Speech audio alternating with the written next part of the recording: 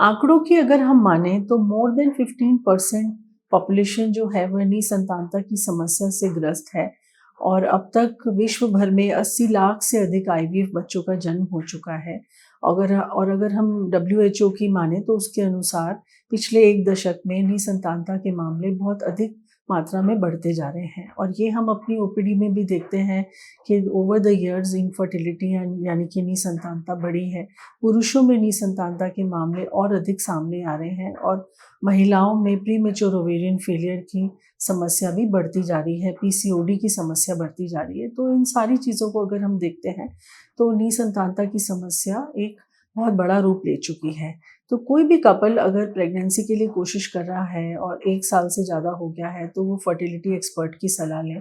और 2 साल तक अगर वो कोई ट्रीटमेंट ले रहे हैं और सभी ट्रीटमेंट अपना चुके हैं लेकिन कोई भी कारण स्पष्ट नहीं हो रहा है, जिसे कि हम अनएक्सप्लेन्ड इनफर्टिलिटी बोलते हैं, तो ऐसी स्थिति में उनको आईवीएफ एक्सपर्ट की सलाह लेनी चाहिए और डेफिनेटली समय पे आईवीएफ प्रोसीजर करा लेना चाहिए, जिससे कि समय रहते महिला के अच्छे और स्वस्थ एग से एक स्वस्थ भ्रूण का निर्माण हो सके, एक स्वस्थ बच्चे को जन्म दिया जा सके।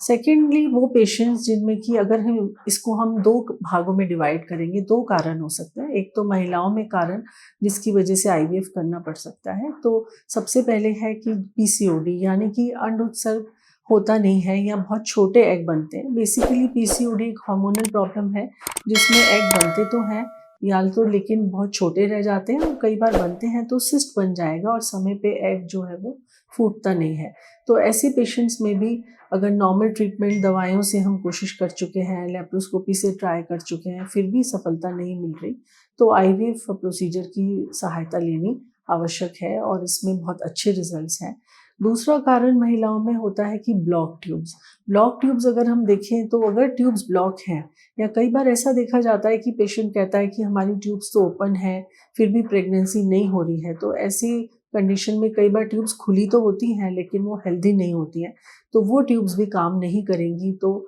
ऐसी परिस्थिति में भी अगर हम आईवीएफ करते हैं तो उसके लिए बहुत अच्छे रिजल्ट्स ऐसे पेशेंट्स को मिल सकते हैं। तीसरा कारण हो सकता है कि पेशेंट की उम्र ज़्यादा हो गई है, बीज बनने की क्षमता खत्म हो चुकी है या मेनोपॉज हो चुका है, तो ऐसी महिलाओं में भी आईवीएफ में डोनर एग की सहायता के बिना प्रेगनेंसी करना असंभव है, तो वो पेशेंट्स को भी इस ऑप्शन के लिए जाना चाहिए। फोर्थ जो है वो हम कई बार ऐसा देखते हैं कि गर्भाशय में कोई विकार होता है, कोई ऐसी स्थिति है जो कि हमें हिस्ट्रोस्कोपी या 3D अल्ट्रासाउंड पे हम डायग्नोज करें और हमें लगे कि इसमें प्रेगनेंसी होने की संभावना कम है या यूट्रस की परत कमज़ोर है, तो ऐसे पेशेंट्स भी अगर बहुत समय से ट्राई कर रहे हैं और प्रेगनेंसी नहीं हो रही है, तो उस विकार को दूर करके और अगर हम आईवीएफ ऑप्शन पे जाएँ तो उनको जल्दी से जल्दी और कम समय में रिज़ल्ट मिल सकता है। अब पुरुष की बात अगर करें तो पुरुष में अगर स्पर्म काउंट बहुत कम है, लेकिन जैसे कि 10 मिलियन से कम अगर स्पर्म काउंट है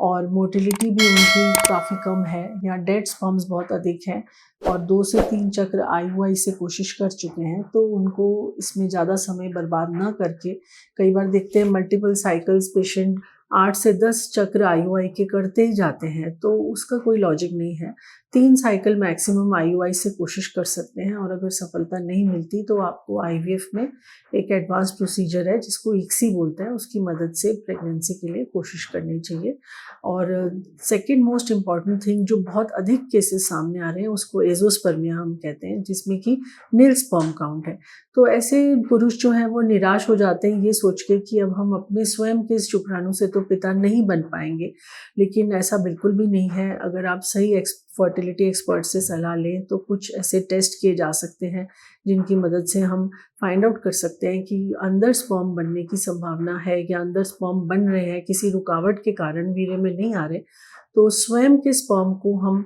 एक बारीक नीडल के माध्यम से, जिसे कि पीसा कहते हैं, या छोटा एक कट लगा के भी हम स्पर्म रिट्रीव कर सकते हैं, टीसा या टीसी बोलते हैं जिसको, और वो स्पर्म जो है उनको लेके और महिला के एग से निषेचन कर स्वयं के शुक्राणु से भी प्रेगनेंसी होनी संभव है। तो ऐसे कुछ पेशेंट्स हैं जिनको कि आईवीएफ की अगर मदद लें तो डेफिनेटली उनको रिजल्ट मिलेगा।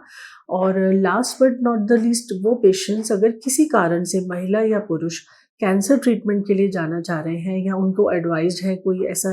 कैंसर का ट्रीटमेंट जैसे कि रेडियोथेरेपी या कीमोथेरेपी लेने वाले हैं, तो वो प्लीज़ उससे पहले ही फर्टिलिटी एक्सपर्ट की सलाह लें, आईवीएफ सेंटर पे जाएँ और अपने खुद के एग्स हैं और स्पर्म्स हैं उनको फ्रीज़ करा लें, ताकि बाद में जाके जब उनको प्रेगनेंसी की कोशिश करें तो ऐसा समस्या सामने नहीं आए कि बीज बनने ही बंद हो गए, स्पर्म भी ख़त्म हो गए। तो इसके लिए आवश्यक है कि वो पहले ही अपने एग्स और स्पर्म्स को फ्रीज़ करा लें। तो अगर हम इस प्रक्रिया की मदद लें तो शायद 80% से भी ज़्यादा अधिक निसंतान दंपत्ति जो हैं अपने घर में खुशियाँ ला सकते हैं।